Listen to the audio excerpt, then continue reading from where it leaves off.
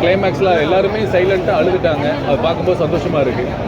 படம் வந்து சில ஆடியன்ஸ்லாம் நல்லா இருக்குன்னு சொல்லுவாங்க. கொஞ்சம் எனர்ஜியாக தான் இருக்குது. ஏன்னா அதுவே எனக்கு நம்பிக்கை ஒரு மாதிரி 2 மிக்ஸ்கள் தானே. ஒவ்வொரு படத்துலையும் ஆடியன்ஸ் நல்லா இருக்குன்றாங்க, ஆனால் அடுத்தடுத்து அந்த படம் வந்து லிஃப்ட் ஆகாமல் இருக்கும்.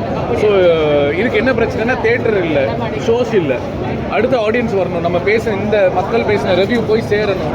இது பொருளாதாரம் சம்மந்தப்பட்டது, விளம்பரம் சம்மந்தப்பட்டது நிறைய இருக்குது. அதனால் இந்த படம் ஹிட்டானால் மட்டும்தான் எங்களால் முழுமையாக சந்தோஷம் அடையும். ஹிட்டுன்னா அட்லீஸ்ட் நாங்கள் போட்ட அந்த 3 கோடியாவது அந்த ப்ரொடியூசருக்கு கிடைக்கணும். 3 கோடி ரூபா போட்டிருக்காரு, 25 லட்ச ரூபா செலவு பண்ணியிருக்காரு. அந்த 3 கோடி 25 லட்சமாவது அவருக்கு திருப்பி கிடைக்கணுன்றது மட்டும்தான் என்னுடைய எண்ணமாக இருக்குது.